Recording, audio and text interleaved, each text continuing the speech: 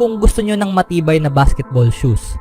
Curry shoes, mabibili lamang sa halagang 2,100 pesos. I-click lamang ang link sa comment section. Sinimulan ng Phoenix Suns ang kanilang araw nitong Martes sa isang maagang laban kontra sa Detroit Pistons na ginanap sa campus ng Michigan State para sa kanilang pangalawang preseason game ng taon. Nagsimula ang araw sa pagbibigay ni Devin Booker ng kanyang Book 1 shoes sa MSU team at nagtapos ito sa isang panalo para sa Phoenix. Si Kevin Durant ay nagpakitang gilas, eksaktong nag-shoot mula sa 3-point line, tumama ng 4 sa 6 mula sa labas ng arc at nanguna sa scoring para sa Suns na may 21 points. Tinapos niya ang laro na may 8 of 12 shooting overall. Minsan pa, ang mga rookie ng Suns ang bumida, ipinamalas ang kahangahangang ball movement at shooting mula sa labas. Si Ryan Dunn ay gumawa ng magagandang defensive plays, habang si Oso Ighodaro ay nagpakitang gilas sa rim running na nagpapahiwatig ng kanilang potensyal na mag-ambag ng malaki para sa Suns sa maagang bahagi ng season. Si Jalen Duren naman ang nanguna para sa Pistons na nagtala ng 17 puntos at may 5 rebounds. Nag-ambag din si Jaden Ivey ng 16 na puntos habang ang rookie na si Ron Holland ay may 10 puntos. Ang kilusan ng kabataan sa Motown ay tunay na malakas. Ang 3 puntos at ang Big 3 ng Suns, Durant, Booker at Beal ay nagpakitang gilas agad, nagtala ng 15 sa unang 18 points ng Suns. Ang iba pang 3 puntos ay nanggagaling kay Ryan Dunn. Si Ryan Dunn isang sharpshooter, ngunit hindi natapos si Dunn doon. Nakakuha siya ng steal sa susunod na possession at nang agawin niya ang bola mula kay Cade Cunningham sa kanyang pag-atake, dinala niya ito sa kabilang dulo at nag-shoot ng 3-pointer sa transition. Parang isang obra maestra, ang bata ay isang superstar. Magsimula ng malakas si Jaden Ivey para sa Pistons, nag-shoot ng 4 na sunod-sunod na basket at kumuha ng 9 na punto sa unang quarter. Maganda ang ball movement ng Suns sa first quarter na nagbigay ng open looks na pagkakataon para sa kanilang shooters. Nag-shoot ang Phoenix ng 15 3-pointers at naipasok ang lahat. Nanguna sa scoring si Kevin Durant na may 10 puntos. Perpektong 4 for 4 from the field, kabilang ang 2 for 2 from 3-point range. Nagtapos sila ng quarter sa isang buzzer-beating 3-pointer ni Bradley Beal at nanguna ang Suns sa first quarter.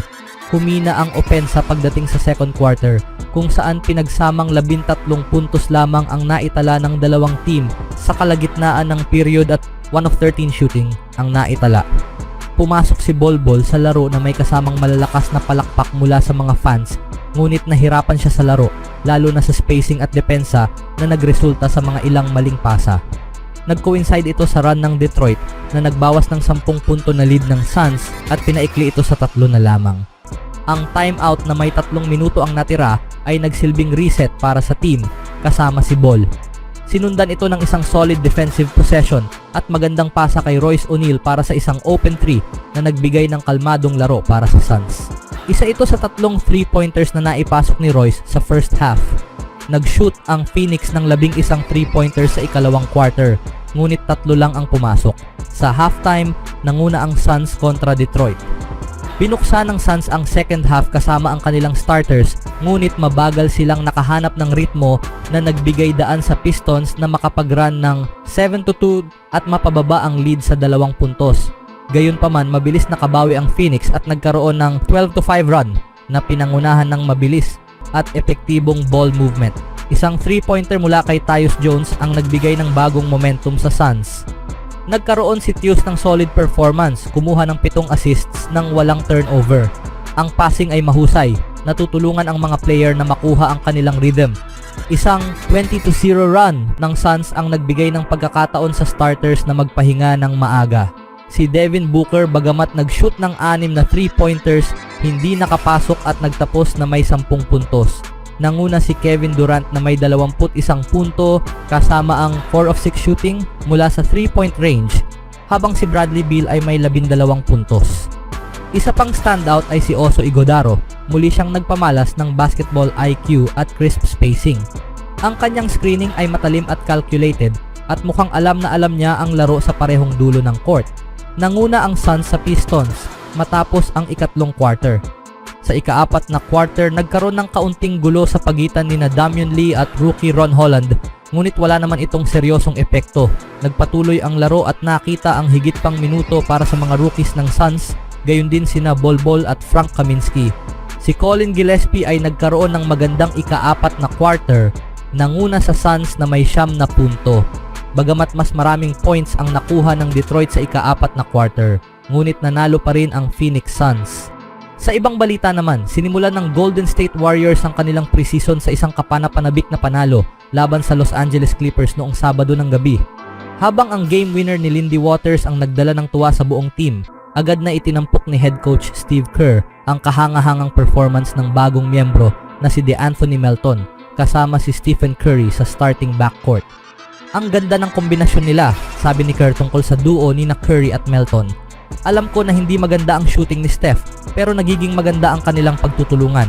Magaling na shooter si Melton, pero mahusay din siyang playmaker at aktibo sa lahat ng aspeto ng depensa. Talagang malaki ang tiwala ko sa kanya at gusto ko ang lalim ng aming roster. Nakapaglaro si Melton ng 12 minuto noong Sabado, nakakuha ng 8 puntos mula sa 3 of 7 shooting, kabilang ang 2 of 5 mula sa 3-point line. Nagdagdag din siya ng isang steal, isang assist at 2 rebounds. Ang starting shooting guard spot ay isa sa mga pinakamalaking tanong para sa Warriors pagpasok ng training camp. Ngunit ang kahusayan ni Melton sa depensa at ang natural na kombinasyon nila ni Curry sa opensa ay tila nagbibigay sa kanya ng lamang para sa posisyon sa opening night.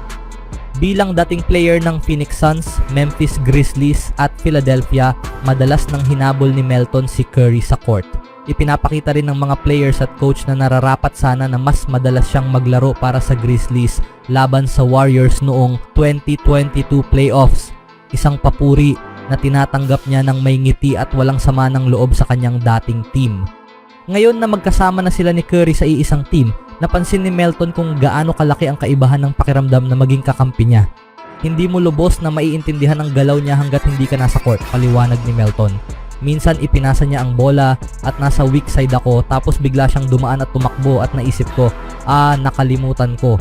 Alam mo yung ibig kong sabihin, mga ganitong bagay na kailangan mong laging maging alerto. Sa opensa na ito, lahat ng tao ay aktibo at iyon ang gustong-gusto ko dito. Muling lumalabas ang parehong opinyon sa basketball world, masyadong maliit ang Warriors.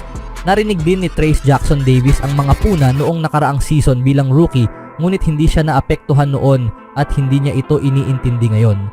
Ganun na talaga, sabi ni Jackson Davis sa isang eksklusibong interview sa Dubstock na ilalabas sa Sabado ng gabi. Pakiramdam ko, pwede nilang sabihin yan tungkol sa amin, pero sa dulo ng araw sigurado ako na nanguna kami sa rebounds noong nakaraang taon. Ang pagiging maliit ay may kalamangan din dahil ibig sabihin nito ay makakapaglaro kami ng mabilis at yun ang binibigyang diin ni Coach Kerr, ang transition. Sabi niya, kung mapapabuti natin ang transition sa magkabilang dulo ng court, magiging talagang magaling na team tayo. Ano ang masasabi niyo mga kaibigan? Always do it on my own, so I gotta get through it. And the only thing I know is to love what I'm doing. Never give up, never slow, till I finally prove it. Never listen to the no's, I just wanna keep moving. Keep my head up when I act, head up, that's a fact. Never looking back, I'ma keep myself on track.